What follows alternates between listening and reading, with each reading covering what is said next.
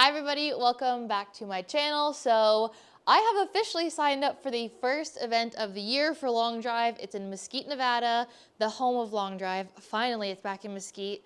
I had my first ever Long Drive competition in Mesquite, and it was the greatest thing ever because I come from a soccer background and it was hosted at a soccer complex under the lights, and my most fond memories of soccer are playing 9 o'clock games under the lights, and I felt right at home. So I'm very, very excited that finally we are back in Mesquite for an event, and that means that I need to pull up my socks and figure everything out, get ready for the event, and I'm really, really excited. So I've missed Long Drive so much. I just adore competing. It's been such a rewarding experience being able to compete in Long Drive. Coming from a team background, I never thought that I'd be able to compete at this level in an individual sport. So it's been super, super rewarding getting to do that. And I just love the competitiveness. I always say that Long Drive is kind of like a melting pot of former athletes who just are craving that competitive edge again. And so there's a whole bunch of us from different sports, lots of baseball, lots of college golf players. What else? Some football players are in there, obviously. So hockey, yeah, there's lots and lots and lots of people from other sports. And that's the beautiful thing about Long Drive. It brings so many of us together who are just craving for that competitive edge, who don't compete in our former sports. So today I'm going to talk to you guys a little bit about equipment decisions, how I've been training, what markers I'm looking at, things like that. So I'll start off with equipment. My two go-tos right now are the LA golf shafts. I have one A series in the 3 stiffness, which equates to a regular flex. It's a mid kick. So I've really been enjoying this one here. It's 50 grams and I have it at 47 inches. My longer shaft is 48. 48 is our max capacity for length in Long Drive, if you guys aren't familiar. And this is the LA Golf G series. I think this is about 43 grams, so a little lighter, a little less stiff than this one. Different kick points, and so I kind of use them for different things at different times depending on conditions. Conditions play a huge factor in Long Drive. So, we usually bring up a couple of drivers with us while we're competing, and we sometimes interchange drivers on the fly in our sets because the wind might change or one of the setups might not be feeling as comfortable as it usually is. So we have a couple of options up there. I currently have the last year's dark speed head on them, and I usually play it at either 8 degrees or 7.5, again depending on conditions. So if we're a little bit higher altitude and we're downwind, I will keep the loft at 8 because I want just slightly more spin on that ball to keep it in the air a little longer. And if we're into the wind, sea level, then I'll knock it down to 7.5, just so I have more of a penetrating ball flight, especially like when we're in places like Connecticut where there's a lot of humidity, or Florida if there's a lot of humidity. We want a little bit more of a penetrating ball flight to get through that thick air. And then grip-wise, I have my go-to RIPIT Grips.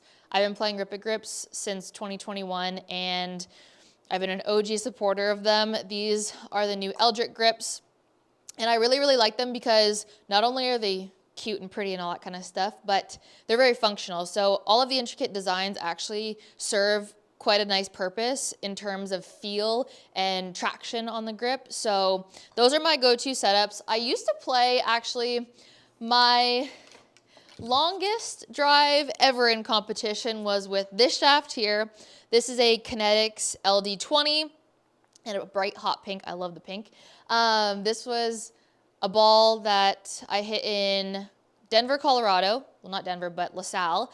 And it was 358 yards. So I have some fond memories of this shaft, and I cut it down a little too short. So now that I've evolved in Long Drive and I've been adapting to the longer shafts and getting a little bit more speed with the longer shafts, I've kind of put this one to the side a little bit because it is quite a lot shorter, and I want to be able to maximize as much club head speed and ball speed as I possibly can, because I am not one of the longest hitters or the fastest hitters in the women's division by any means, but I keep up with accuracy. So I need all the help that I can get with the longer shafts, and the LA Golf ones are just so consistent, and even with mishits, they still give me phenomenal numbers. So these are my tried and trues, but I also really love the feel of the Kinetics. It has a dual kick point, so a little different in terms of loading the shaft and things like that, but love them nonetheless. Okay, so moving into the numbers that we pay attention to in speed sessions. Obviously, we're looking at club head speed, ball speed, and efficiency. I know that my angle of attack and my launch angles are ideal for how I compete, so don't usually track those in a speed session. But a big one that is important to note is that we have club head speed at the impact point and then total club head speed. So I'm always looking for the total club head speed to be faster than at impact. So sometimes it's the opposite for me, where I'm faster at the ball, but not fast enough through the ball and into the direction of my target. So the goal is to always have that total club head speed higher than the speed at impact. And ball speed is something that has been kind of difficult for me, actually. I am shorter than a lot of the other competitors, and I think because my leverage points aren't as long as some of the other girls, it's harder for me to generate more ball speed easier. So for example, I've gotten up to like 116 club head speed, but my ball speeds don't exceed 163. It's very hard for me to get to 165 ball speeds, which has been pretty frustrating. And I know that a lot of it has to do with grip strength and upper body strength. So it's a work in progress, but as I said before, I'm able to kind of maximize and be efficient with my other numbers. So I can kind of make up for my lack of ball speed in other areas, which, you know, is good, but I definitely want to try and get my ball speeds a lot higher. So that's a continuous work in progress. So that's kind of a little look into equipment and how we train. I guess I'll talk a little bit about my fitness training. I've been doing Pilates 3 times a week for the past almost 6 months. And honestly, it's been tremendous for my physical fitness and also having it translate into benefits for long drive. You work all of the little stabilizer muscles that you may not be able to access in the gym, or maybe you just don't know are there. Pilates is very humbling and it's been so much fun. Every class is different one from the next, so there's never any repetition, which I really, really love. You never know what to expect walking into the class, which is exciting, and you never get bored of it. So Pilates has been a fabulous addition into my fitness routine, and it's something that I'm really glad that I picked up and I, you know, launched myself into, because like I said, having a soccer background, the only fitness training that we did outside of our sport was in the gym. And I kind of got a little tired of the gym, I'm not gonna lie. I know that it's super important to maintain lifting weights and lifting heavy and things like that, but I really was just craving a change and needing a change, and it's been super refreshing, but has also been really, really beneficial for my golf game, because, you know, we're balancing out both sides of the body. We're working on mobility and strength at all times. Pilates is a lot harder than you may think it is, so don't knock it until you try it. It's been really, really amazing, but I do want to get back into the gym a couple of times a week, maybe once a week, just to start off with, because there are obviously benefits and benefits to grip strength. So that's one of the things that I'm going to try and improve on, is my grip strength. And yeah, so let's hit a couple of shots together. I did a speed session yesterday, so I'll show you some numbers from yesterday's speed session, and then I'll hit a couple of just like low-key shots in here to kind of talk you through my process and how I hit my shots. So just quickly, here's a little look at yesterday's speed session. This was my last ball that I hit. My club head speed got up to pretty much 115. My ball speed was only like 159. And obviously the efficiency wasn't as high because it was probably a little bit of a high strike on the face. So efficiency wasn't as high, but those are kind of the numbers that I'm working with. And when I'm in competition, I'm usually hovering around probably 112 club head speed and then 155 ball speed. So if I can get that cruising speed up a little bit more for competition, I'd be very happy with that. So that's kind of a look at yesterday's speed session. Let me see if I can grab a couple more just to show you. So 113, higher efficiency there, another 113. So I was maintaining 113, 114, 115 quite well, which was nice. But some of them were obviously some mishits. Efficiency was a little lower. So, I mean, take this one here. Club head speed was only 111. So this is what I was talking about between the club head speed at impact and through impact. So club head speed at impact was 112, but then it slows down through impact, which is what I'm trying to get higher. So I want these two numbers to be switched. And then ball speed was quite good on this one.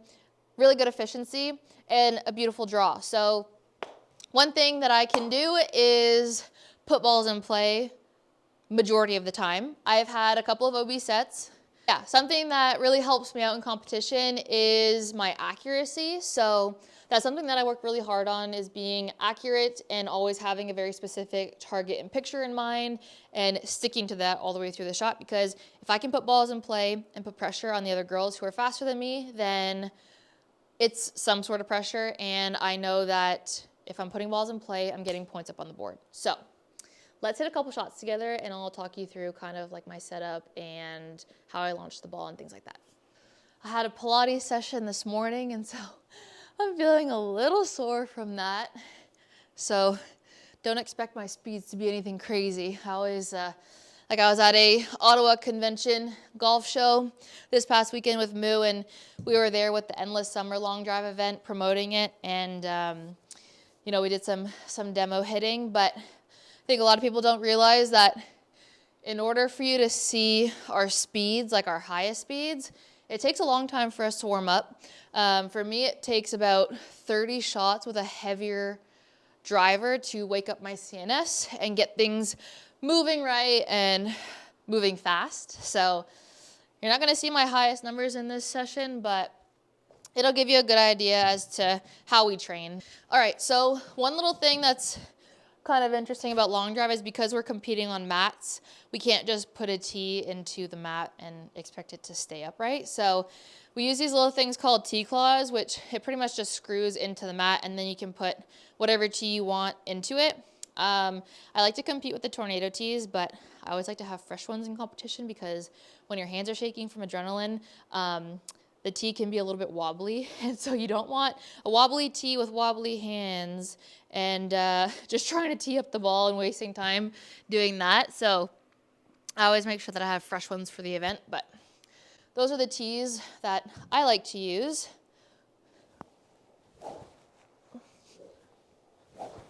Okay.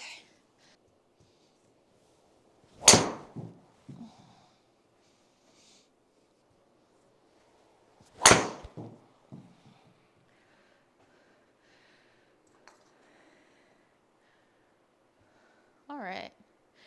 Second swing of the day. I will take that any day.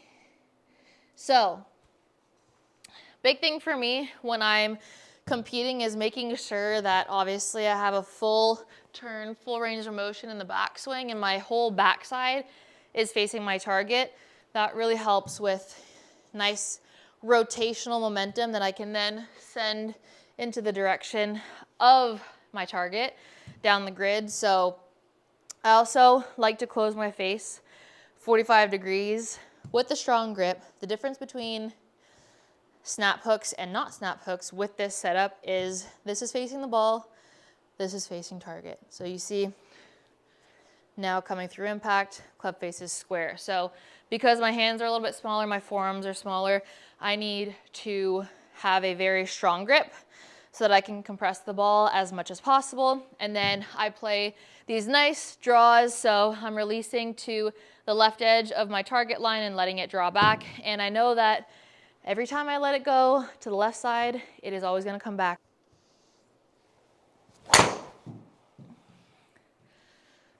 Nice little 111, almost 112 for the third swing of the day. That is fabulous. And my carry numbers are over on the side there. So the last two carries have been 287 and 286, which is a very good start.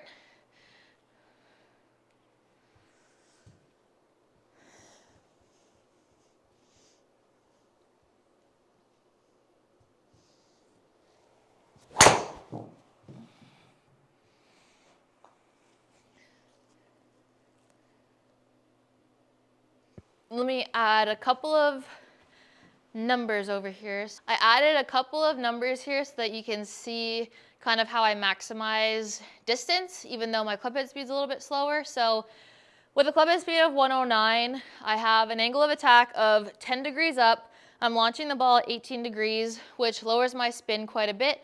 So this one was 1200 RPM, and my efficiency is 1.40. So that gives me a carry of 290 yards. So that's a very efficient ball for me. Very happy with that.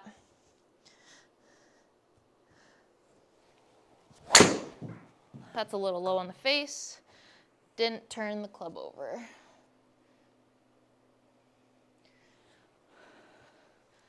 So, yeah.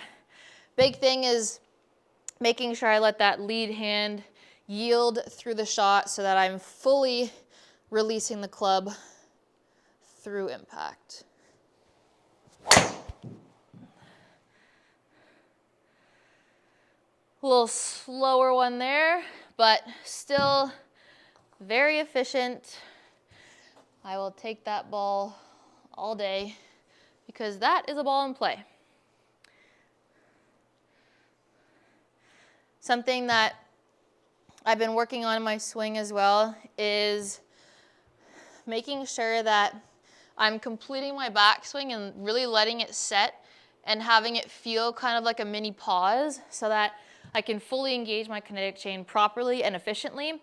If you're rushing through your swing, it's very hard to generate more speed. So it feels like, for me, slow is fast. That's kind of my rule of thumb for my swing.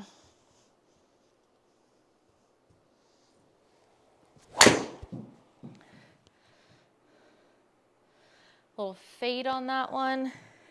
Still very efficient. 109 club head speed. 109 club head speed, 9 degrees angle of attack, 15 launch, 156 ball speed, backspin 16, efficiency 1.44, and that gives me a 290 carry. And these are all sea level numbers.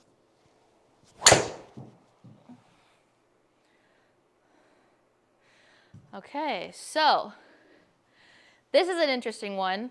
This one wasn't optimized as much as it could have been, even though the club head speed was 113.5.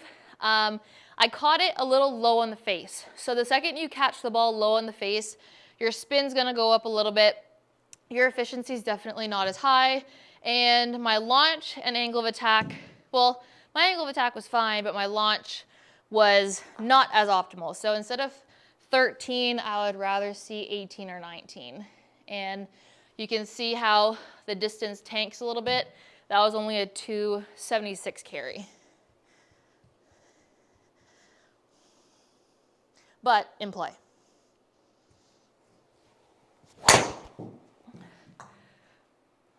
That one was perfect.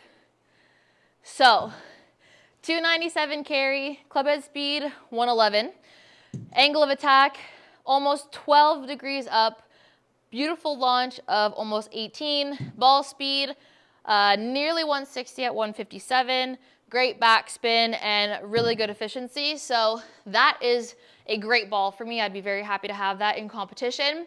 So yeah, the reason why I can also launch the ball a lot higher and have a higher angle of attack is because I have a very high tee height and I play the ball very forward in my stance. That's my comfort area and that's just what works best for me. So that's how I maximize on distance a little bit more. That's staying out to the left. that's kind of a good example here as to how your swing speed will slow down if you're not fully releasing the club. And it's obvious to see that that wasn't released because it stayed out to the left. So it's probably surprising for some of you that I have not snap hooked one ball yet. Even with this grip club relationship, I've actually left a few of them out to the left.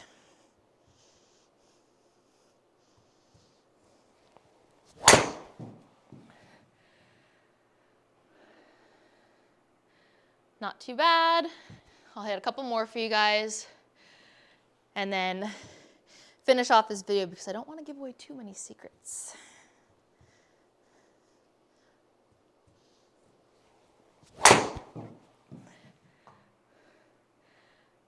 Very nice. So that one was a little bit high on the face, which I don't mind. We will take high face strikes over a low face strike any day because it lowers our spin.